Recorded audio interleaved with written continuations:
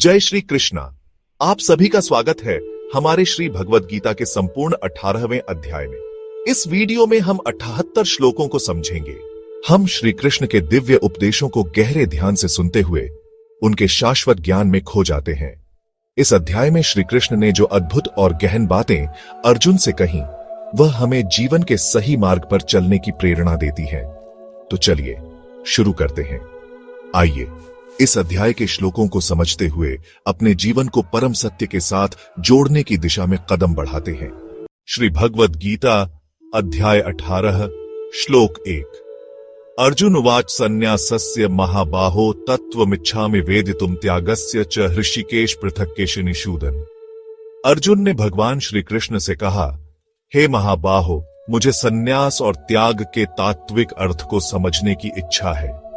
आप ऋषिकेश परम शुद्ध हैं, कृपया इन दोनों का भेद मुझे समझाएं। यह श्लोक अर्जुन के द्वारा पूछा गया एक महत्वपूर्ण प्रश्न है, जिसमें वह संन्यास और त्याग के बीच के अंतर को जानने की इच्छा व्यक्त करते हैं। वह श्री कृष्ण से मार्गदर्शन चाहते हैं ताकि वह जीवन के इस गूढ़ पहलू को समझ सके।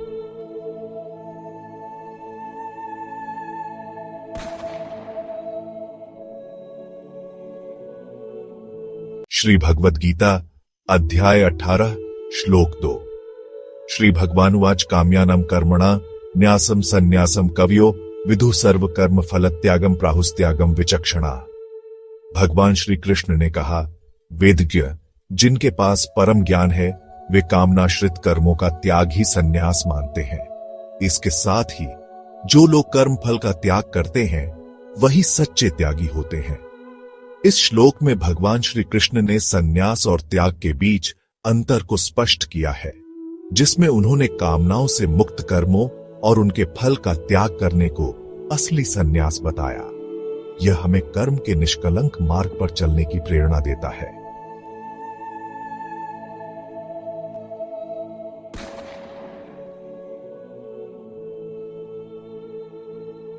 श्री भगवद गीता अध्याय 18 श्लोक 3। त्याज्यम दोषवदित्य के कर्म प्राहुर्मणिषिण यज्ञ दानतपः कर्म न त्याज्यमिति चापरे। कुछ ज्ञानी लोग कहते हैं कि कर्मों को जो दोषों से भरे हों त्याग देना चाहिए, जबकि अन्य कहते हैं कि यज्ञ, दान और तप जैसे कर्मों का त्याग नहीं करना चाहिए, क्योंकि ये कर्म शुद्ध और पुण्यदायक होते हैं। यह श्लोक जीवन के कर्मों की प्रकृति और उनके प्रभाव के बारे में दर्शाता है। एक ओर यह हमें कर्मों में दोष की पहचान करने की बात करता है, जबकि दूसरी ओर यह हमें पुण्यकारी कर्मों जैसे यज्ञ, दान और तप के महत्व को समझाता है, जिन्हें हमें नहीं त्यागना चाहिए।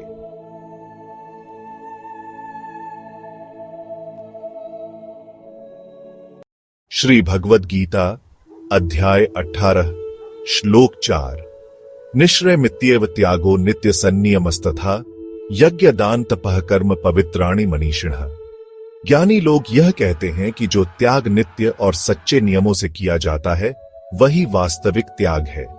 साथ ही यज्ञ, दान और तप जैसे पवित्र कर्मों का त्याग नहीं करना चाहिए, क्योंकि ये कर्म आत्मा को शुद्ध करते हैं और उन्नति की दिशा में मार्गदर्शन करते हैं। इस श्लोक में श्री कृष्ण हमें जीवन के सच्चे उद्देश्य की ओर मार्गदर्शन करते हैं, जहां सत्य, तप, दान और त्याग का अर्थ केवल शारीरिक क्रियाओं से परे एक दिव्य शुद्धता और आत्मा की उन्नति में निहित है। श्री भगवद गीता अध्याय 18 श्लोक 5। एतान्यपि तु कर्माणि संगम त्यक्त्वा फलानि च कर्तव्यानीति में पार्थ निश्चितम मतमुत्तमम। श्री कृष्ण अर्जुन से कहते हैं, हे पार्थ, तुम्हें इन कर्मों को भी बिना किसी आसक्ति के केवल कर्तव्य भाव से करना चाहिए। कर्मों से जुड़े फल को छोड़कर तुम्हारी सबसे उत्तम और निश्चित राह यही है कि तुम ये कर्म केवल कर्तव्य के रूप में करो। यह श्लोक हमें समझाता है कि कर्म करते समय फल की आकांक्षा को छोड़ देना ही सच्चा त्याग है। यह ज्ञान हमें आत्मा के मार्ग पर आगे बढ़ने के लिए प्रेरित करता है, जहां कर्तव्य और निस्वार्थ कार्य सबसे महत्वपूर्ण है।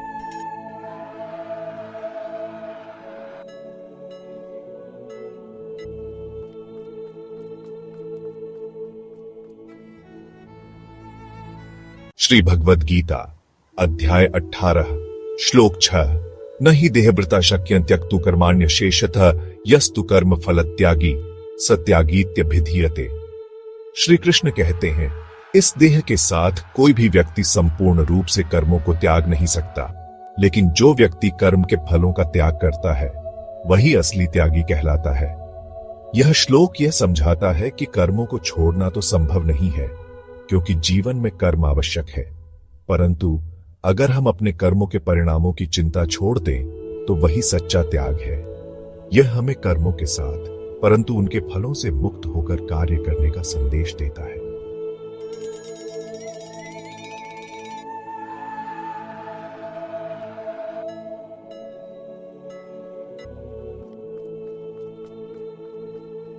श्री भगवद गीता अध्याय 18 श्लोक 7 दुःखमित्येव यत्कर्म काय क्लेश भयात् त्यजेत् सकृत्वा राजसं त्यागम नैव त्यागफलम लभेत।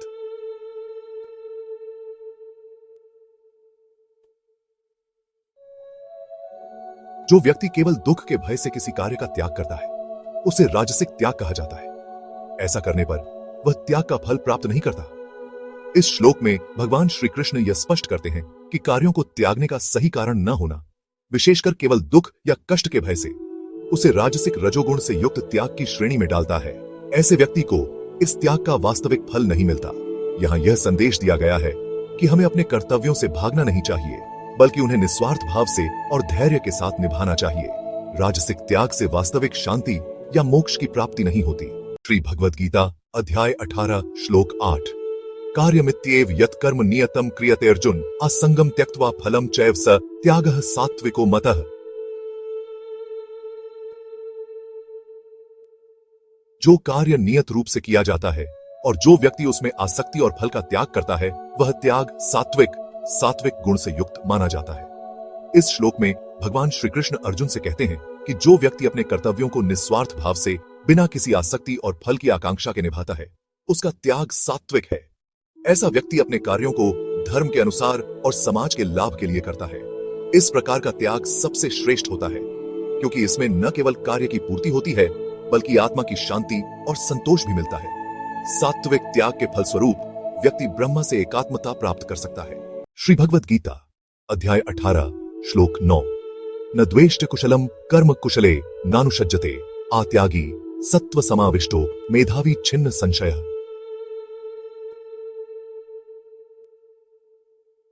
जो व्यक्ति अक्षम कार्यों से द्वेष नहीं करता और सक्षम कार्यों से आसक्त नहीं होता वह सत्व गुण से युक्त होकर त्यागी कहलाता है। वह मेधावी और संदेह रहित होता है।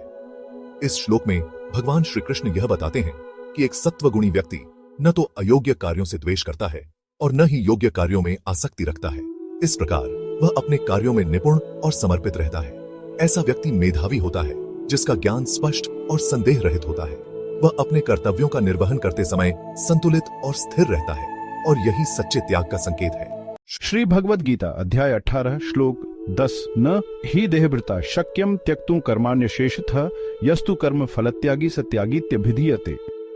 क्योंकि शरीर धारण करने वाले व्यक्ति के लिए सभी कर्मों को पूरी तरह से छोड़ना संभव नहीं है। जो व्यक्ति कर्मों के फल का त्याग करता है वह त्यागी कहलाता है। इस श्लोक में भगवान श्री कृष्ण यह बताते हैं कि मनुष्य के लिए अपने कर्तव्यों को पूरी तरह से छोड़ देना संभव नहीं है, क्योंकि हर व्यक्ति को अपने शरीर और जीवन के लिए कर्म करना आवश्यक होता है। हालांकि जो व्यक्ति अपने कर्मों के परिणामों से मुक्त रहता है वह सच्चा त्यागी कहलाता है। इस श्लोक का मुख्य उद्देश्य यह है कि हमें अपने कार्यों को निस्वार्थता से करना चाहिए और उनके फल के प्रति आसक्त नहीं होना चाहिए। ऐसा करना ही सच्चा त्याग है जो हमें आध्यात्मिक उन्नति की ओर ले जाता है। श्री भगवद गीता अध्याय 18 श्लोक 11 न हि कश्चित् क्षणमपि जातु तिष्ठत्य कर्म कृत कार्यते ह्यवश कर्म सर्वः प्रकृति जैर्गुणैः। निश्चित रूप से कोई भी क्षण भर भी कर्म किए बिना नहीं रह सकता। सभी व्यक्ति प्रकृति के गुणों द्वारा बाध्य होकर कर्म करते हैं। इस श्लोक में भगवान श्री कृष्ण यह बताते हैं कि कोई भी व्यक्ति क्षण भर के लिए भी कर्म किए बिना नहीं रह सकता। जीवन में कर्म करना स्वाभाविक है और इसे रोकना संभव नहीं है। सभी मनुष्य अपनी स्वाभाविक प्रवृत्तियों और गुणों के अनुसार कर्म करते हैं। इसलिए हमें अपने कर्मों को समझदारी से करना चाहिए और उनके फल को स्वीकार करना चाहिए। यह श्लोक हमें यह सिखाता है कि कर्म करना जीवन का अनिवार्य हिस्सा है और हमें इसे सही ढंग से करना चाहिए। श्री भगवद गीता अध्याय 18 श्लोक 12 शरीरस्थोपि देहे यस्त्यागी सर्व कर्माणाम फलम त्यक्त्वा यतते। जो व्यक्ति शरीर में रहते हुए भी सभी कर्मों के फलों को त्याग कर कार्य करता है उसे सच्चा त्यागी माना जाता है। वह सभी कर्मों के बंधन से मुक्त हो जाता है और मुक्ति की ओर अग्रसर होता है। भगवान श्री कृष्ण इस श्लोक में बता रहे हैं कि एक सच्चा त्यागी वह होता है जो सभी कर्मों के परिणामों से विरक्त होकर कार्य करता है। वह व्यक्ति केवल अपने कर्तव्यों को निभाता है बिना किसी फल की इच्छा के। ऐसा त्यागी सभी बंधनों से मुक्त होकर मुक्ति की प्राप्ति की ओर अग्रसर होता है। श्री भगवद गीता अध्याय 18 श्लोक 13 पंचैतानि महाबाहो कारणानि निबोध में सांख्य कृतांते प्रोक्तानि सिद्धे सर्वकर्मणाम तैस। हे महाबाहु अर्जुन, मुझसे इन 5 कारणों को समझो जो कर्मों की सिद्धि के लिए बताए गए हैं। ये कारण सांख्य दर्शन में भी बताए गए हैं। भगवान श्री कृष्ण अर्जुन को समझाते हैं कि सभी कर्मों की सिद्धि के लिए 5 कारण महत्वपूर्ण हैं, जिन्हें सांख्य दर्शन के अंत में बताया गया है। इन 5 कारणों को समझना आवश्यक है ताकि व्यक्ति सही ढंग से कर्म करे और उसकी सफलता सुनिश्चित हो सके। श्री भगवद गीता अध्याय 18 श्लोक 14 अधिष्ठानम तथा कर्ता करणम च पृथक विधम विविधाश्च पृथक चेष्टा दैवम चैवात्र पंचमम। कर्म के 5 कारण होते हैं: स्थान, अधिष्ठान, कर्ता, विभिन्न इंद्रियां, कर्ण, विभिन्न प्रकार के प्रयत्न, चेष्टा और परमात्मा दैव जो 5वां कारण है।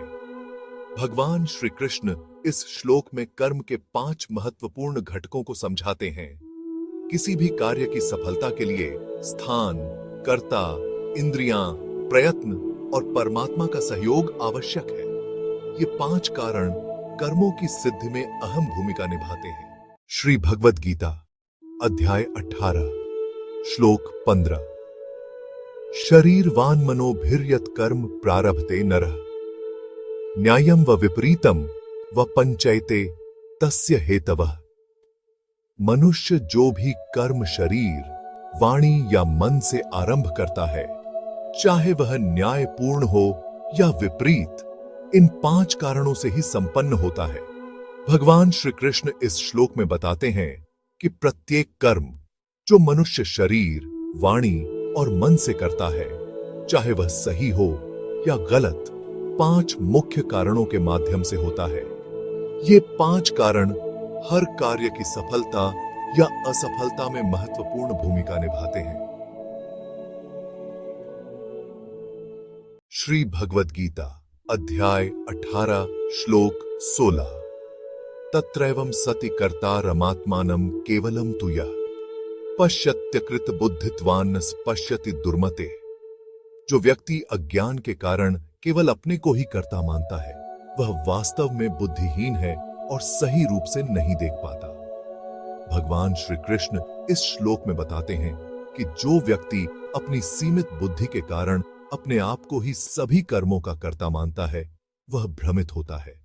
वह सत्य को नहीं समझ पाता, क्योंकि कर्म के पीछे केवल एक व्यक्ति का ही नहीं बल्कि कई कारणों का योगदान होता है। श्री भगवद गीता अध्याय 18 श्लोक 17 यस्य नाहंकृतो भावो बुद्धिर्यस्य न लिप्यते हत्वापि स इमान् लोकान् न हन्ति न निबध्यते। जिस व्यक्ति में अहंकार का भाव नहीं है और जिसकी बुद्धि कर्मों में लिप्त नहीं होती, वह इस संसार में किसी का भी वध करके भी बंधन में नहीं पड़ता और न ही पाप करता है। भगवान श्री कृष्ण इस श्लोक में बताते हैं कि जिस व्यक्ति का अहंकार समाप्त हो गया है और जिसकी बुद्धि कर्मों से अछूती है, वह कोई भी कार्य करने पर बंधन में नहीं फंसता। यहां तक कि अगर वह किसी का वध भी करता है तो भी उसे पाप या बंधन नहीं लगता, क्योंकि वह निस्वार्थ भाव से कार्य करता है। श्री भगवद गीता अध्याय 18 श्लोक 18 ज्ञानम झेय परिज्ञाता त्रिविधा कर्मचोदना कर्णम कर्म करतेति त्रिविधा कर्म संग्रह। ज्ञान झेय जिसे जाना जाना है और परिज्ञाता जानने वाला, ये 3 तत्व कर्म की प्रेरणा है। इसी प्रकार साधन, करण, कर्म और कर्ता, ये तीनों कर्म की प्रक्रिया में सम्मिलित होते हैं। भगवान श्री कृष्ण इस श्लोक में कर्म के प्रेरक तत्वों को स्पष्ट करते हैं। किसी भी कर्म के लिए ज्ञान, जिसे जानना है, और जानने वाला व्यक्ति, ये तीन तत्व आवश्यक हैं। इसी तरह कर्म के लिए साधन, कर्म और कर्म करने वाला, ये तीन आवश्यक घटक हैं जो मिलकर कर्म की संपूर्ण प्रक्रिया बनाते हैं। श्री भगवद गीता अध्याय 18 श्लोक 19 ज्ञानम कर्म च कर्ता च त्रिधैव गुण भेदता प्रोच्यते गुण संख्याने यथावच्छृणु तान्यपि। भगवान श्री कृष्ण अर्जुन से कहते हैं, हे अर्जुन, ज्ञान, कर्म और कर्ता तीनों ही गुणों के भेद से तीन प्रकार के कहे जाते हैं। अब इनका वर्णन मैं तुम्हें विस्तार से बताता हूं, ध्यानपूर्वक सुनो। इस श्लोक में श्री कृष्ण ज्ञान, कर्म और कर्ता को प्रकृति के गुणों के अनुसार तीन श्रेणियों में बांटते हैं। वह अर्जुन को प्रेरित कर रहे हैं कि वह ध्यानपूर्वक सुने, क्योंकि इन गुणों का ज्ञान उसे कर्म को समझने और अपनी भूमिका को निभाने में मदद करेगा। ये तीनों ही गुण, सत्व, रजस और तमस, हमारे कार्यों और हमारे दृष्टिकोण पर प्रभाव डालते हैं। श्री भगवद गीता अध्याय 18 श्लोक 20 सर्वभूतेषु येनैकं भावमव्ययमीक्षते अविभक्तं विभक्तेषु तज्ज्ञानं विद्धि सात्विकम्। भगवान श्री कृष्ण कहते हैं, जो व्यक्ति सभी प्राणियों में एक ही अविनाशी और अनंत भाव को देखता है और जो यह समझता है कि विभाजित प्रतीत होने पर भी वह परमात्मा सभी में एक समान रूप में विद्यमान है, उस ज्ञान को सात्विक ज्ञान कहा जाता है। श्री कृष्ण समझा रहे हैं कि सात्विक ज्ञान वही है जिसमें व्यक्ति हर जीव में एक ही आत्मा का अंश देखता है। ऐसा ज्ञान विभक्तता में भी अभेद का अनुभव कराता है। यह दृष्टि रखने वाला व्यक्ति सभी को एक ही चेतना के रूप में देखता है। यही सात्विक ज्ञान का मर्म है। श्री भगवद गीता अध्याय 18 श्लोक 21 पृथक्त्वेन तु यज्ञानम नाना भावान पृथक विधान वेत्ति सर्वेषु भूतेषु तज्ज्ञानम विद्धि राजसम आ। भगवान श्री कृष्ण कहते हैं, जो व्यक्ति सभी जीवों में अलग अलग गुणों और भावों को पृथक रूप में देखता है और एकता को अनुभव नहीं करता, उसका ज्ञान राजसिक ज्ञान कहलाता है। श्री कृष्ण समझा रहे हैं कि राजसिक ज्ञान वह है जिसमें व्यक्ति हर जीव को अलग दृष्टि से देखता है और विभाजन का भाव रखता है। ऐसा ज्ञान परमात्मा की एकता का बोध नहीं कराता। ये श्री भगवद गीता अध्याय 18 श्लोक 22 यत्तु कृत स्नवदे कस्मिन् कार्ये सक्त महतुकम आ अतत्वार्थवदल्पम च तत्तामसम उदाहृतम आ। भगवान श्री कृष्ण कहते हैं, जो ज्ञान किसी एक कार्य या वस्तु में अत्यधिक आसक्त हो जिसका कोई तर्क या आधार न हो, जो अधूरे और अपूर्ण सत्य पर आधारित हो, उसे तामसिक ज्ञान कहा गया है। इस श्लोक में भगवान श्री कृष्ण तामसिक ज्ञान की विशेषता बता रहे हैं। तामसिक ज्ञान वह है जिसमें व्यक्ति किसी एक कार्य या वस्तु में बिना उचित कारण के आसक्त हो जाता है और उसे संपूर्ण सत्य मान लेता है। ऐसा ज्ञान अधूरा होता है क्योंकि वह वास्तविकता के गहन अर्थ को नहीं समझता। यही तामसिक ज्ञान की पहचान है। श्री भगवद गीता अध्याय 18 श्लोक 23 नियतम संग्रहितमरागद्वेषतः कृतम अफल प्रेप्सुना कर्म यत्तत् सात्विक मुच्यते आ। भगवान श्री कृष्ण कहते हैं, जो कर्म संयोग या आसक्ति से रहित बिना किसी राग द्वेष के और फल की इच्छा के बिना किया जाता है, उसे सात्विक कर्म कहा गया है। इस श्लोक में भगवान श्री कृष्ण सात्विक कर्म का अर्थ स्पष्ट कर रहे हैं। सात्विक कर्म वह है जो कर्तव्य के रूप में निस्वार्थ भाव से किया जाए, जिसमें किसी भी प्रकार की आसक्ति, मोह, राग या द्वेष का भाव न हो। ऐसा कर्म वह होता है जो फल की अपेक्षा किए बिना किया जाता है, केवल अपने धर्म का पालन करने के लिए।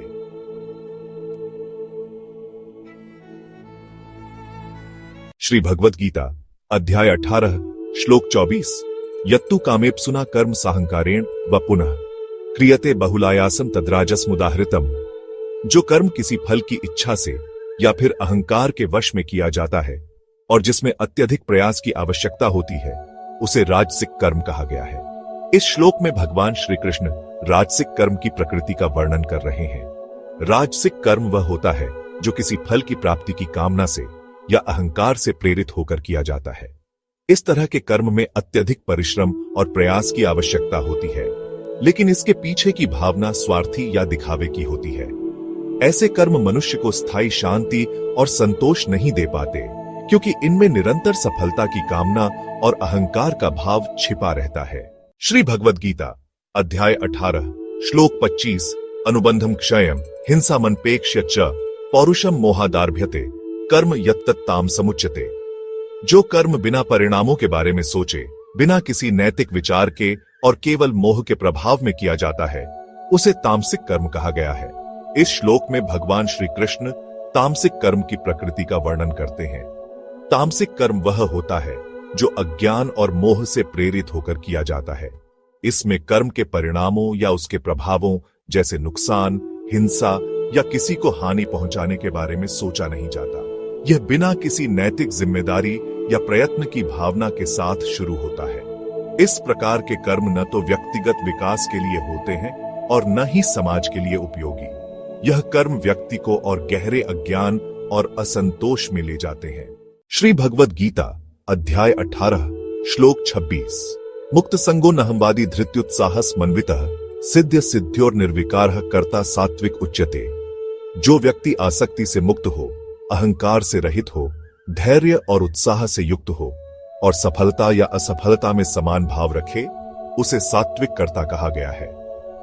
इस श्लोक में भगवान श्री कृष्ण सात्विक कर्ता की विशेषताओं का वर्णन करते हैं। सात्विक कर्ता वह है जो अपने कर्तव्यों का पालन बिना किसी आसक्ति और अहंकार के करता है। वह धैर्य और उत्साह से भरपूर होता है और सफलता या असफलता में समान भाव रखता है। ऐसे व्यक्ति के लिए कर्म केवल एक धर्म है, न कि लाभ पाने का साधन। सात्विक कर्ता की यह विशेषता उसे जीवन में स्थिरता, शांति और संतोष प्रदान करती है।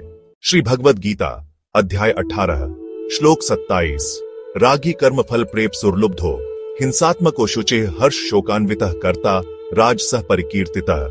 जो व्यक्ति कर्म के फल की लालसा रखता है, जो लोभी, हिंसक, अशुद्ध और हर्ष व शोक से प्रभावित होता है, उसे राजसिक कर्ता कहा गया है। इस श्लोक में भगवान श्री कृष्ण राजसिक कर्ता की विशेषताओं का वर्णन करते हैं। राजसिक कर्ता वह है जो अपने कर्मों के परिणामों को लेकर आसक्त रहता है और फल की कामना करता है। उसमें लालच और हिंसा की प्रवृत्ति होती है और उसकी सोच अशुद्ध होती है। वह हर्ष और शोक जैसी भावनाओं से अत्यधिक प्रभावित रहता है, जिससे उसकी स्थिरता प्रभावित होती है। ऐसे व्यक्ति का मन हमेशा अस्थिर और अशांत रहता है, क्योंकि वह केवल अपने व्यक्तिगत लाभ पर ध्यान केंद्रित करता है। श्री भगवद गीता अध्याय 18 श्लोक 28 अयुक्तः प्राकृतः स्तब्धः शठो नष्कृतिकोलस विषादी दीर्घ सूत्री च कर्ता तामस उच्यते। जो व्यक्ति अशिष्ट, जड़ बुद्धि वाला, अड़ियल, कपटी, दुष्ट, आलसी, हमेशा उदास और कार्य को बार बार टालने वाला होता है, उसे तामसिक कर्ता कहा गया है। इस श्लोक में भगवान श्री कृष्ण तामसिक कर्ता के लक्षण बताते हैं। तामसिक कर्ता वह है जो जीवन में अनुशासन का पालन नहीं करता, जिसकी सोच स्थिर और हट्ठी होती है, स्वार्थ से प्रेरित, दूसरों को धोखा देने वाला होता है, आलस्य से भरा और हमेशा नकारात्मकता में डूबा रहता है, हर काम को टालने की आदत रखता है। यह स्वभाव जीवन में उन्नति और आध्यात्मिक प्रगति में बाधा डालता है। इस प्रकार का व्यवहार हमें आत्मनिरीक्षण करने और बेहतर बनने की प्रेरणा देता है। श्री भगवद गीता अध्याय 18 श्लोक 29 बुद्धिर्भेदम धृतेश्चैव गुणतस्त्रिविधम शृणु प्रोच्यमानम शेषेण पृथक्त्वेन धनंजय। हे धनंजय, अब मैं तुम्हें बुद्धि और धैर्य के प्रकारों का वर्णन करूंगा, जो 3 गुणों सत्व, रजस और तमस के आधार पर विभाजित हैं। इसे ध्यान से सुनो। इस श्लोक में श्री कृष्ण अर्जुन को 3 प्रकार की बुद्धि और धैर्य के बारे में बताते हैं।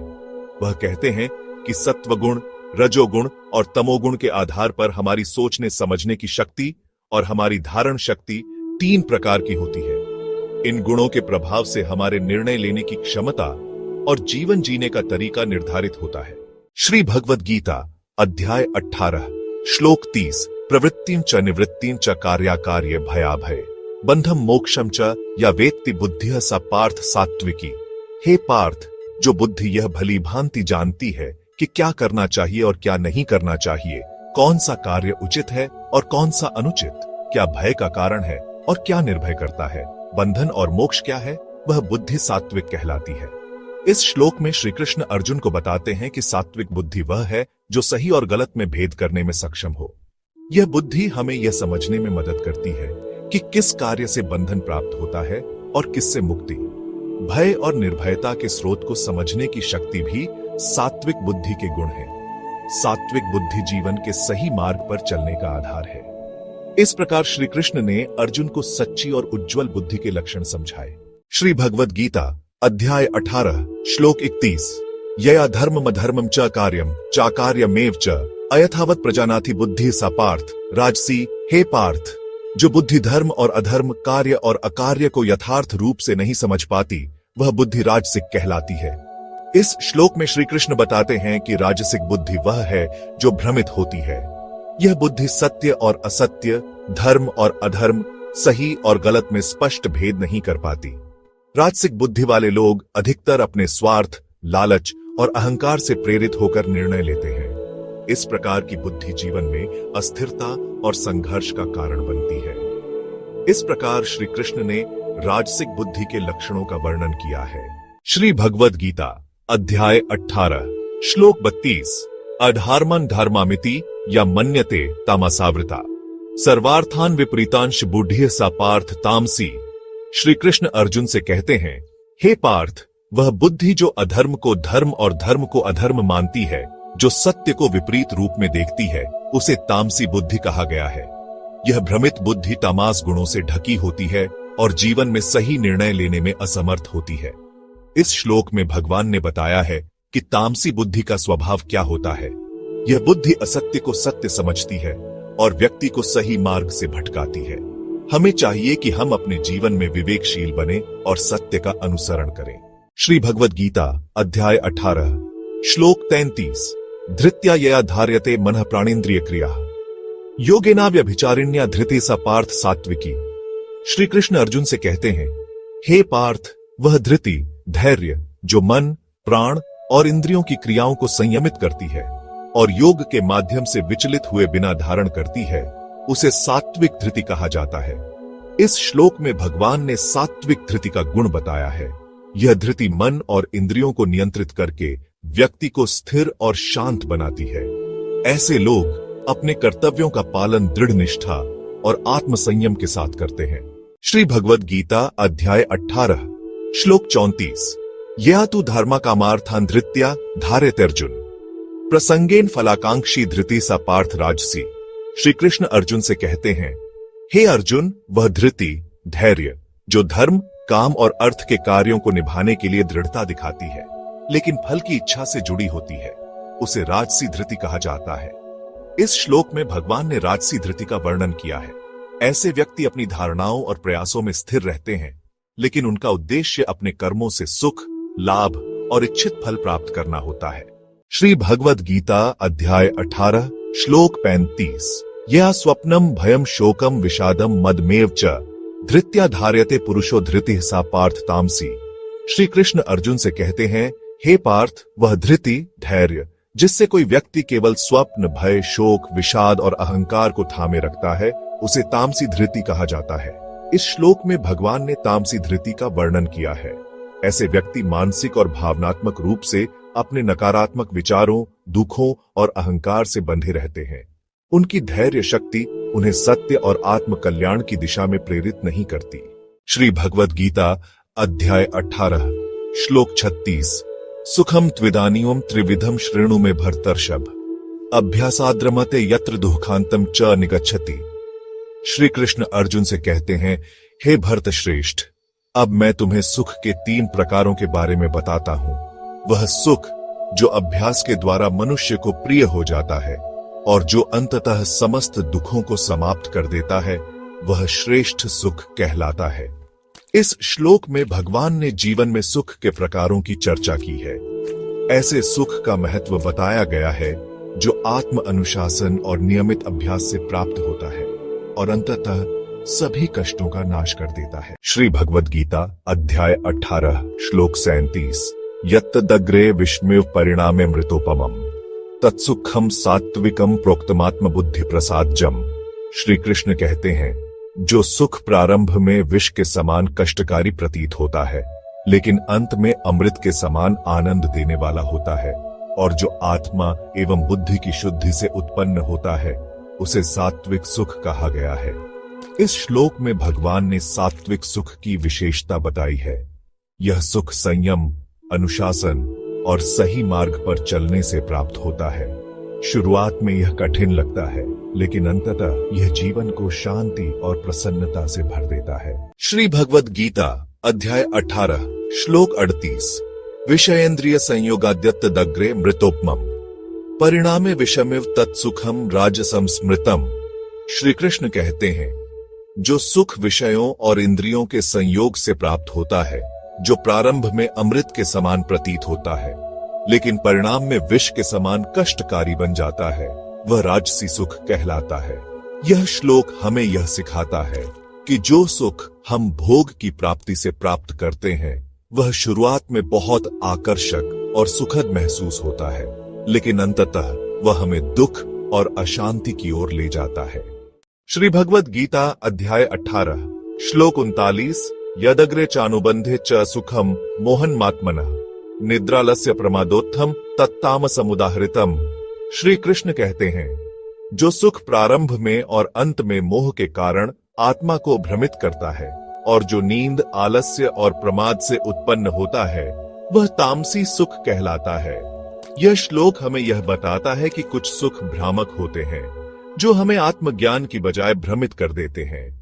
ये सुख आलस्य और प्रमाद के कारण उत्पन्न होते हैं, जो अंततः हमारी आत्मा को कमजोर और अज्ञान से ग्रस्त करते हैं। श्री भगवद गीता अध्याय 18 श्लोक 40 न तदस्ति पृथिव्या व दिवि देवेषु व पुनः सत्वम प्रकृति जैर्मुक्तम यदेभिः स्यात्रिभिर्गुणैः। हे अर्जुन, ऐसा कोई भी सत्व न पृथ्वी पर है, न स्वर्ग में देवताओं के बीच, और न ही कहीं और, जो प्रकृति के इन 3 गुणों सत्व, रजस और तमस से मुक्त हो। हर जीव और वस्तु पर यह गुण प्रभाव डालते हैं। यह श्लोक हमें यह समझाने का प्रयास करता है कि संपूर्ण सृष्टि में कोई भी ऐसा अस्तित्व नहीं है जो प्रकृति के तीनों गुणों से परे हो। हमारा कर्म, स्वभाव और जीवन इन गुणों से प्रभावित होते हैं। इनका संतुलन ही जीवन को सही दिशा में ले जा सकता है। श्री भगवद गीता अध्याय 18 श्लोक 41 ब्राह्मण क्षत्रिय विषा शूद्राणा च परंतप कर्माणि प्रविभक्तानि स्वभाव प्रभवैर्गुणैः। हे परंतप अर्जुन, ब्राह्मण, क्षत्रिय, वैश्य और शूद्रों के कर्म उनके स्वभाव से उत्पन्न गुणों के आधार पर विभाजित किए गए हैं। यह श्लोक यह बताता है कि समाज में हर व्यक्ति की भूमिका उसके स्वाभाविक गुणों और प्रवृत्तियों के अनुसार निर्धारित होती है। ये कर्म सृष्टि के प्राकृतिक नियमों और संतुलन को बनाए रखने के लिए है। श्री भगवद गीता अध्याय 18 श्लोक 42 शमो दमस्तप शौचम क्षांतिरार्जवमेव च ज्ञानम विज्ञान मास्तिक्यम ब्रह्म कर्म स्वभावजम। हे अर्जुन, शांति, इंद्रिय निग्रह, तपस्या, पवित्रता, सहनशीलता, सरलता, ज्ञान, विज्ञान और आस्तिकता, ये सभी ब्राह्मण के स्वाभाविक कर्म हैं। यह श्लोक ब्राह्मण के कर्तव्यों को उजागर करता है, जो उनकी प्रकृति और गुणों से प्रेरित हैं। ये गुण व्यक्ति को आध्यात्मिक उन्नति और समाज के कल्याण की ओर ले जाते हैं। श्री भगवद गीता अध्याय 18 श्लोक 43 शौर्यम तेजो धृतिर्दाक्ष्यम युद्धे चाप्यप्लायनम दानमीश्वर भावश्य क्षात्रम कर्म स्वभावजम। हे अर्जुन, शौर्य, पराक्रम, तेज, धैर्य, कौशल, युद्ध में कभी पीछे न हटना, दान देना और नेतृत्व का भाव, ये सभी क्षत्रिय के स्वाभाविक कर्म हैं। यह श्लोक क्षत्रिय वर्ग के कर्तव्यों को वर्णित करता है, जो उनके स्वभाव और गुणों के अनुरूप हैं। ये गुण न केवल समाज की रक्षा करते हैं, बल्कि सेवा और उदारता के आदर्श भी स्थापित करते हैं।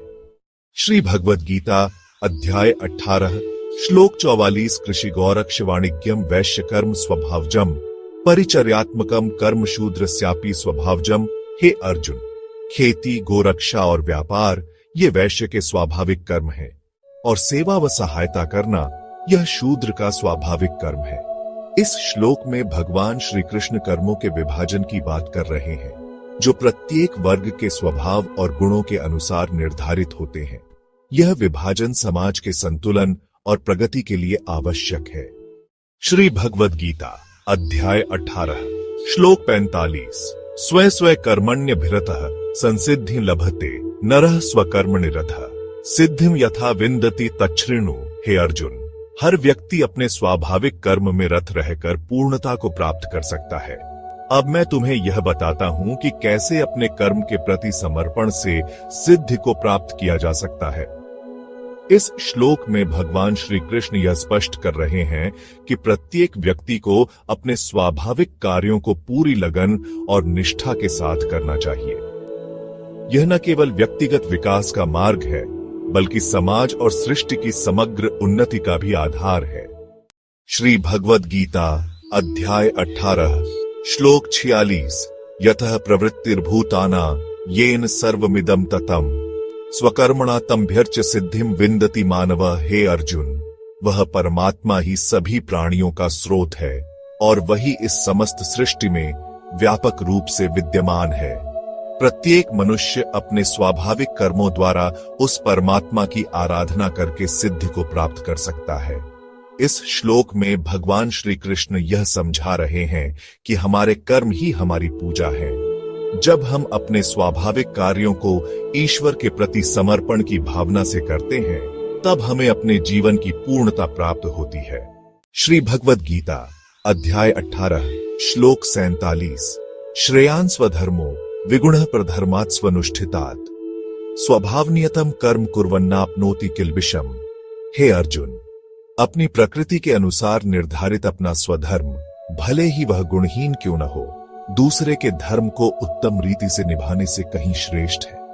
अपने स्वाभाविक कर्म को करते हुए मनुष्य पाप में नहीं पड़ता। हे अर्जुन, अपनी प्रकृति के अनुसार निर्धारित अपना स्वधर्म, भले ही वह गुणहीन क्यों न हो, दूसरे के धर्म को उत्तम रीति से निभाने से कहीं श्रेष्ठ है। अपने स्वाभाविक कर्म को करते हुए मनुष्य पाप में नहीं पड़ता। श्री भगवद गीता अध्याय 18 श्लोक 48। सहजम कर्म कौन्तेय सदोषम न त्यजेत सर्वारंभा ही दोषेण धूमेनाग्निरिवावृता। भगवान श्री कृष्ण अर्जुन से कहते हैं, हे कौन्तेय, अर्जुन, अपने स्वाभाविक कर्म को चाहे उसमें दोष ही क्यों न हो, कभी नहीं त्यागना चाहिए, क्योंकि सभी प्रारंभिक कार्य दोष से ढके होते हैं, जैसे अग्नि हमेशा धुएं से ढकी होती है। इस श्लोक में श्री कृष्ण समझाते हैं कि हर कर्म में कुछ दोष हो सकते हैं, लेकिन हमें अपने स्वभाव और कर्तव्य के अनुसार कर्म करते रहना चाहिए। जैसे अग्नि का स्वाभाविक गुण जलना है, भले ही उसमें धुआं हो, उसी प्रकार जीवन में अपने सहज और स्वाभाविक कर्म को स्वीकार करना ही सच्चा धर्म है। श्री भगवद गीता अध्याय 18 श्लोक 49। असक्त बुद्धि सर्वत्र जितात्मा विगतस्पृह नैष्कर्म्य सिद्धि परमं संन्यासेनाधिगच्छत्। भगवान श्री कृष्ण कहते हैं, जो व्यक्ति हर स्थान पर आसक्ति से मुक्त है, जिसने अपने मन और इंद्रियों को वश में कर लिया है और जिसकी कोई इच्छाएं नहीं है, वह संन्यास के माध्यम से परम नैष्कर्म्य सिद्धि, कर्म से मुक्त होने की पूर्णता प्राप्त करता है। इस श्लोक में श्री कृष्ण समझाते हैं कि वैराग्य और आत्म संयम के माध्यम से व्यक्ति अपने कर्मों से उत्पन्न बंधनों से मुक्त होकर नैष्कर्म्य की स्थिति तक पहुंच सकता है। इसका अर्थ है ऐसी अवस्था जिसमें कर्म करते हुए भी व्यक्ति निष्प्रभावी और स्वतंत्र रहता है। यह अवस्था आत्मज्ञान और संन्यास द्वारा प्राप्त होती है। श्री भगवद गीता अध्याय 18 श्लोक 50। सिद्धि प्राप्तो यथा ब्रह्म तथा आपनोति निबोध में समासेनैव कौन्तेय निष्ठा ज्ञानस्य या परा। भगवान श्री कृष्ण कहते हैं, हे कौन्तेय, अर्जुन, अब मेरी बात सुनो। जिस प्रकार सिद्धि प्राप्त करने वाला व्यक्ति ब्रह्म को प्राप्त करता है, मैं तुम्हें संक्षेप में उस ज्ञान की परम निष्ठा के बारे में बताता हूं। इस श्लोक में श्री कृष्ण अर्जुन से कहते हैं कि आत्म साक्षात्कार की सिद्धि को प्राप्त करने के बाद ब्रह्म को कैसे पाया जा सकता है, इसे वह संक्षेप में समझाने जा रहे हैं। यह ज्ञान का चरम उद्देश्य और उसकी अंतिम स्थिति को दर्शाता है। श्री भगवद गीता अध्याय 18 श्लोक 51 बुद्ध्या विशुद्धया युक्तो धृत्यात्मानं नियम्य च शब्दादीन विषयांस त्यक्त्वा राग द्वेषो व्युदस्य च शुद्ध बुद्धि से युक्त होकर और धैर्य पूर्वक आत्मा को नियंत्रित करके शब्द आदि इंद्रियों के विषयों का त्याग करते हुए तथा राग और द्वेष को हटाकर जीवन जीने वाला व्यक्ति सच्चे आत्मज्ञान के मार्ग पर अग्रसर होता है। इस श्लोक में श्री कृष्ण अर्जुन को बताते हैं कि आत्म साक्षात्कार के लिए व्यक्ति को अपनी बुद्धि को शुद्ध करना चाहिए, आत्म नियंत्रण रखना चाहिए और इंद्रियों के विषयों से मुक्ति प्राप्त करनी चाहिए।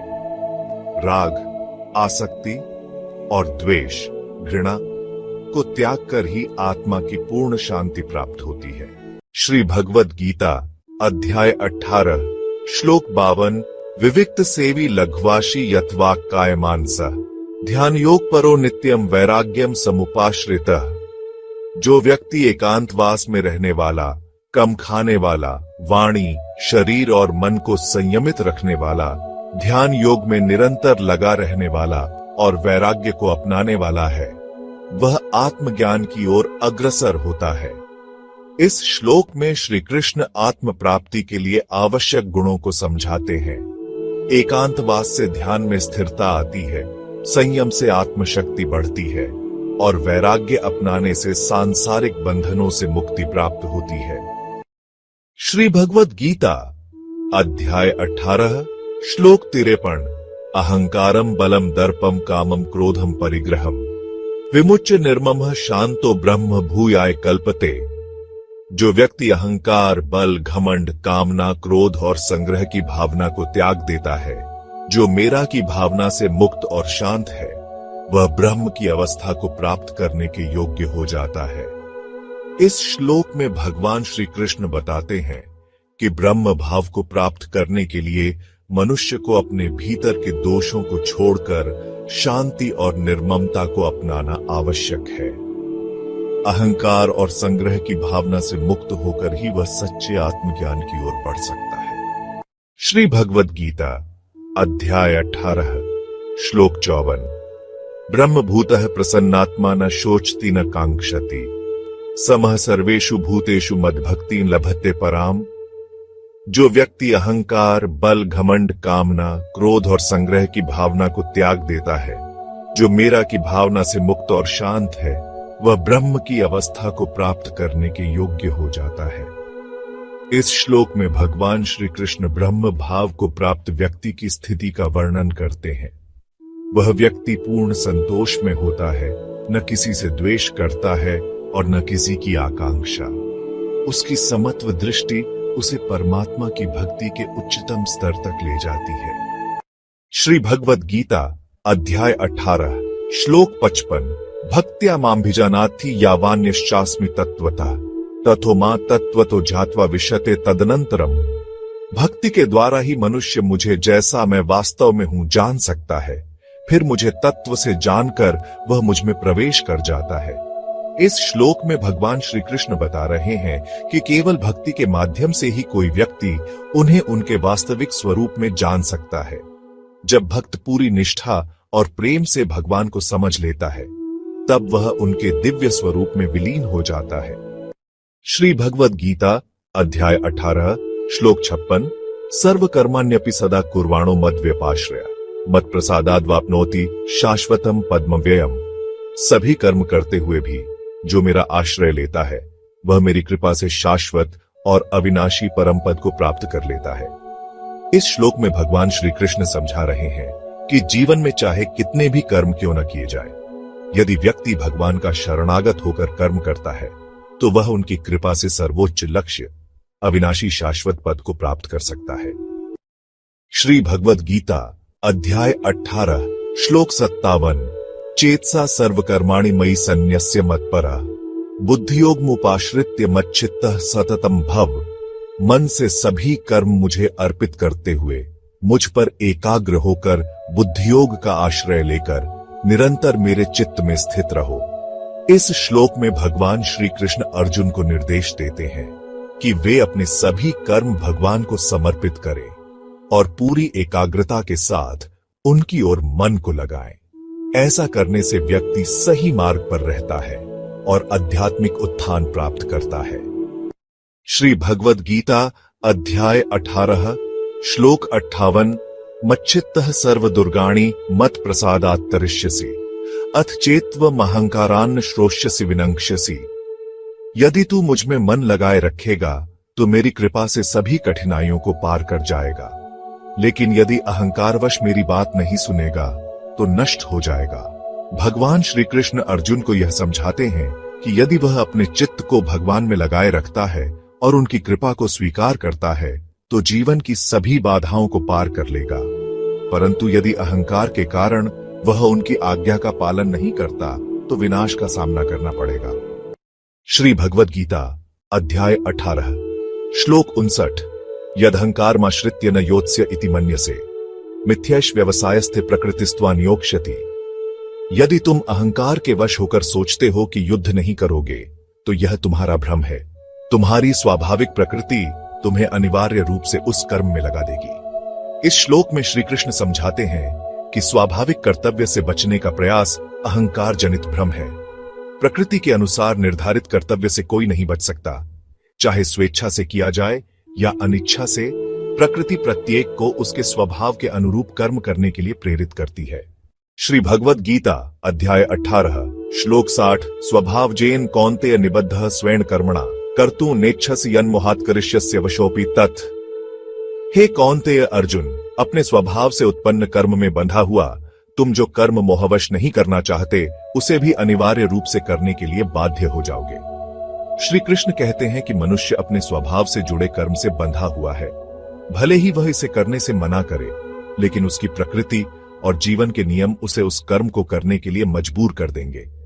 यह ब्रह्मांड का अटल सत्य है। श्री भगवद गीता अध्याय 18 श्लोक 61 ईश्वरः सर्वभूतानां हृद्देशे अर्जुन तिष्ठति भ्राम्यण सर्वभूतानि यंत्रारूढ़ानि माया। हे अर्जुन, परमेश्वर सभी प्राणियों के हृदय में स्थित हैं और अपनी माया शक्ति से मानो किसी यंत्र पर आरूढ़ प्राणियों को घुमा रहे हैं। इस श्लोक में श्री कृष्ण कहते हैं कि भगवान हर प्राणी के हृदय में निवास करते हैं और अपनी दिव्य शक्ति से संसार के समस्त जीवों को उनके कर्मों के अनुसार संचालित करते हैं। यह ब्रह्मांडीय नियम के माध्यम से होता है, जैसे किसी यंत्र का संचालन। श्री भगवद गीता अध्याय 18 श्लोक 62 तमेव शरणम गच्छ सर्वभावेन भारत तत्प्रसादात् पराम शांति स्थानम प्राप्स्यसि शाश्वतम। हे भारत अर्जुन, उस परमेश्वर की ही शरण में जा, पूरी भावना से। उनकी कृपा से तू परम शांति और शाश्वत धाम को प्राप्त करेगा। श्री कृष्ण अर्जुन से कहते हैं कि समर्पण ही मोक्ष का मार्ग है। जब व्यक्ति अपने संपूर्ण हृदय से भगवान की शरण लेता है तो उनकी कृपा से जीवन की सारी समस्याओं का समाधान हो जाता है और परम शांति एवं अनंत स्थान की प्राप्ति होती है। श्री भगवद गीता अध्याय 18 श्लोक 63 इति ते ज्ञानमाख्यातम गुह्यात् गुह्यतरम मया विमृश्य तद्शेषेण यथेच्छसि तथा कुरु। हे अर्जुन, मैंने तुम्हें यह अत्यंत गोपनीय और पवित्र ज्ञान बताया है। अब तुम इसे भलीभांति विचार कर लो और फिर अपनी इच्छानुसार आचरण करो। यह श्लोक आत्मनिर्णय और स्वतंत्रता के महत्व को दर्शाता है। भगवान श्री कृष्ण अर्जुन को पूर्ण विवेक और आत्मचिंतन के साथ निर्णय लेने की प्रेरणा देते हैं। यह जीवन के हर निर्णय में आत्मविवेक और स्वतंत्रता की शक्ति का प्रतीक है। श्री भगवद गीता अध्याय 18 श्लोक 64 सर्वगुह्यतमं भूयः शृणु मे परमं वचः इष्टोसी में दृढ़मिति ततो वक्ष्यामि ते हितम्। हे अर्जुन, अब तुमसे पुनः मैं यह परम गुह्यतम वचन कहता हूं, क्योंकि तुम मेरे अत्यंत प्रिय हो, इसलिए तुम्हारे हित की बात मैं तुम्हें बताने जा रहा हूं। इस श्लोक में श्री कृष्ण की प्रेम और करुणा का अद्भुत रूप प्रकट होता है। यह ज्ञान उनके प्रिय अर्जुन के प्रति स्नेह और देखभाल का प्रतीक है।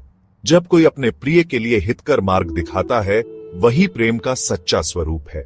श्री भगवद गीता अध्याय 18 श्लोक 65 मन्मना भव मद्भक्तो मद्याजीमा नमस्कुरु मामे वैश्यसि सत्यते प्रतिजाने प्रियोसी में। हे अर्जुन, मेरा स्मरण करो, मेरे भक्त बनो, मेरी पूजा करो और मुझे प्रणाम करो। तुम निःसंदेह मेरे पास आओगे, यह सत्य है।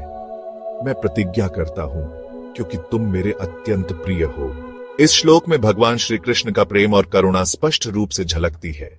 वह अर्जुन को निश्चिंतता और प्रेम से अपने पास बुला रहे हैं। यह श्लोक भक्ति मार्ग का सार है, श्रद्धा, समर्पण और प्रेम। श्री भगवद गीता अध्याय 18 श्लोक 66। सर्वधर्मान् परित्यज्य मामेकं शरणं व्रज अहम त्वा सर्व पापेभ्यो मोक्षयिष्यामि मा शुचः। हे अर्जुन, सभी धर्मों को त्याग कर केवल मेरी शरण में आओ, मैं तुम्हें सभी पापों से मुक्त कर दूंगा, शोक मत करो। इस श्लोक में भगवान श्री कृष्ण आत्मसमर्पण का सर्वोच्च संदेश देते हैं। वह अर्जुन और समस्त मानवता को आश्वस्त करते हैं कि उनकी शरण में आने से समस्त पापों और बंधनों से मुक्ति संभव है। यह पूर्ण विश्वास, प्रेम और भक्ति का प्रतीक है। श्री भगवद गीता अध्याय 18 श्लोक 67। इदम ते ना तपस्काय ना भक्ताय कदाचन न चाशुश्रूषवे वाच्यं न च मां योऽभ्यसूयति। हे अर्जुन, यह रहस्यपूर्ण ज्ञान न तो तपस्विहीन व्यक्ति को बताया जाना चाहिए, न ही उसे जो भक्त नहीं है, न ही जो सेवा करने को इच्छुक नहीं है, और न ही उसे जो मुझसे द्वेष करता है। इस श्लोक में भगवान श्री कृष्ण स्पष्ट करते हैं कि गीता का यह परम रहस्य केवल उन्हीं को दिया जाना चाहिए जो श्रद्धालु, तपस्वी और समर्पित हैं। यह ज्ञान उन लोगों के लिए नहीं है जो भगवान या गुरु के प्रति अविश्वास या द्वेष रखते हैं। श्री भगवद गीता अध्याय 18 श्लोक 68। य इमं परमं गुह्यं मद्भक्तेष्वभिधास्यति भक्ति मयि परां कृत्वा मामे वैश्यत्य संशयः। जो कोई इस परम रहस्य को मेरे भक्तों को बताएगा, वह निःसंदेह मुझ में परम भक्ति प्राप्त करेगा और अंततः मुझ तक ही आएगा। इस श्लोक में भगवान श्री कृष्ण अर्जुन को बताते हैं कि गीता के इस परम ज्ञान का प्रसार करना स्वयं भक्ति का सबसे बड़ा कार्य है। जो इसे प्रेम पूर्वक दूसरों तक पहुंचाएगा, वह निश्चय ही भगवत प्राप्ति के सर्वोच्च मार्ग पर अग्रसर होगा। श्री भगवद गीता अध्याय 18 श्लोक 69। न च तस्मान् मनुष्येषु कश्चिन् मे प्रियकृत्तमः भविता न च मे तस्मादन्यः प्रियतरो भुवि। मनुष्यों में उससे बढ़कर मेरा प्रिय कोई नहीं है और न भविष्य में कभी कोई उससे प्रियतर होगा। इस श्लोक में भगवान श्री कृष्ण बताते हैं कि जो मनुष्य गीता के इस पवित्र ज्ञान का प्रचार करेगा, वह उनके लिए अत्यंत प्रिय होगा। धरती पर उससे अधिक प्रिय भक्त कोई नहीं है, न ही भविष्य में कोई ऐसा होगा। यह श्लोक भक्ति, सेवा और गुरु शिष्य परंपरा के महत्व को दर्शाता है।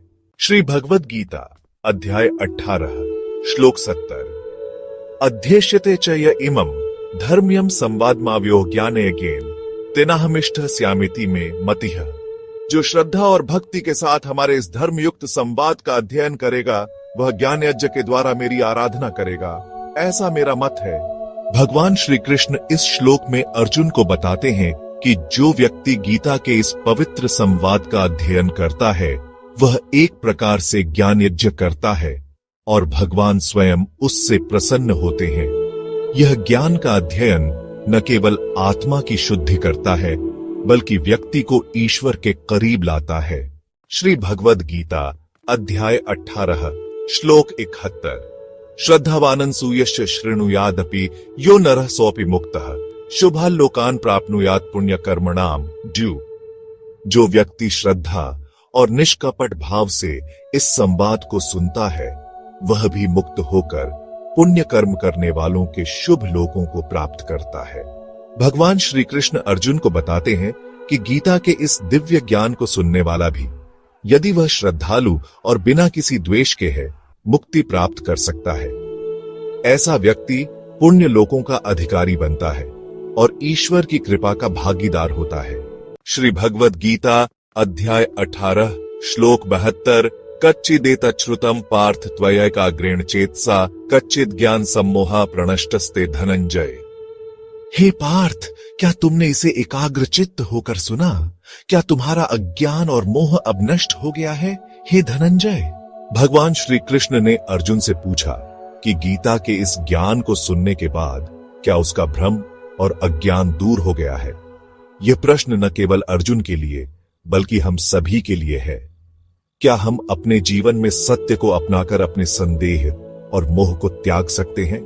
श्री भगवद गीता अध्याय 18 श्लोक 73 अर्जुन उवाच नष्टो मोह स्मृतिर्लब्धा त्वत्प्रसादान में अच्युत स्थितोस्मि गत संदेहा करिष्ये वचनम तव। अर्जुन बोले, हे अच्युत, आपके कृपा प्रसाद से मेरा मोह नष्ट हो गया है और मुझे स्मृति स्वयं का ज्ञान प्राप्त हो गया है।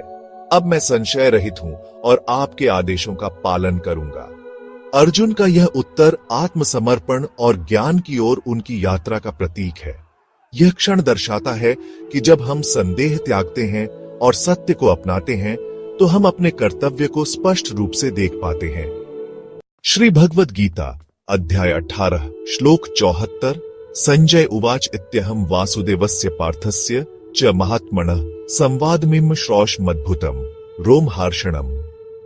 संजय बोले, इस प्रकार मैंने वासुदेव श्री कृष्ण और महात्मा अर्जुन के बीच इस अद्भुत संवाद को सुना जो मेरे रोंगटे खड़े कर देने वाला है। यह संवाद दिव्यता और ज्ञान से ओतप्रोत है। संजय की वाणी दर्शाती है कि गीता का यह उपदेश केवल सुनने मात्र से ही व्यक्ति को रोमांचित कर देता है और आत्मा तक गहराई से स्पर्श करता है। श्री भगवद गीता अध्याय 18 श्लोक 75 व्यास प्रसादात् श्रुत्वा नेतद्गुह्यमहं परम योगम योगेश्वरात् कृष्णात् साक्षात् कथयतः स्वयं।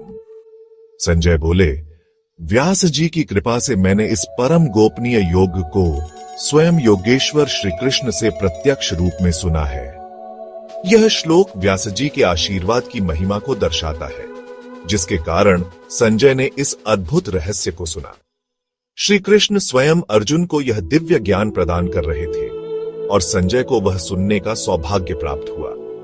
श्री भगवद गीता अध्याय 18 श्लोक 76 राजन संस्मृत्य संवाद में मद्भुतम केशवार्जुन्योः पुण्यम हृष्यामि च मुहुर्मुहु। संजय बोले, हे राजन, जब जब मैं भगवान श्री कृष्ण और अर्जुन के इस अद्भुत पवित्र संवाद को स्मरण करता हूं, तब तब मैं बार बार हर्ष से भर उठता हूं। यह श्लोक दर्शाता है कि भगवद गीता का संवाद न केवल ज्ञान का स्रोत है, बल्कि बार बार स्मरण करने पर भी आनंद और प्रेरणा प्रदान करता है। संजय का अनुभव हर उस साधक का अनुभव है जो गीता का पाठ करता है। श्री भगवद गीता अध्याय 18 श्लोक 77 तच्च संस्मृत्य रूपमत्यद्भुतम हरे विस्मयो में महान राजन हृष्यामि च पुनः पुनः। संजय बोले, हे राजन, जब जब मैं भगवान श्री कृष्ण के उस अद्भुत और दिव्य रूप का स्मरण करता हूं, तो मेरा हृदय महान विस्मय से भर जाता है और मैं बार बार आनंद से पुलकित हो उठता हूं। इस श्लोक में संजय श्री कृष्ण के विराट स्वरूप का पुनः स्मरण करते हुए विस्मय और भक्ति में डूबे हुए हैं। गीता का यह क्षण हमें उस दिव्य अनुभूति का आभास कराता है जो अध्यात्म के मार्ग पर चलने से प्राप्त होती है। श्री भगवद गीता अध्याय 18 श्लोक 78 यत्र योगेश्वरः कृष्णो यत्र पार्थो धनुर्धरः तत्र श्रीर्विजयो भूतिर्ध्रुवा नीतिर्मतिर्मम। संजय बोले, जहां योगेश्वर श्री कृष्ण है और जहां धनुर्धारी पार्थ अर्जुन है, वहां निश्चित रूप से श्री, समृद्धि, विजय, विभूति, शक्ति और अडिग नीति होगी, ऐसा मेरा मत है। यह श्लोक गीता के समापन का ऐश्वर्यपूर्ण उद्घोष है। संजय धृतराष्ट्र से कहते हैं कि जहां धर्म है वहां भगवान श्री कृष्ण का वास है और जहां भगवान है वहां विजय निश्चित है। यह जीवन की अडिग सत्यता को दर्शाता है।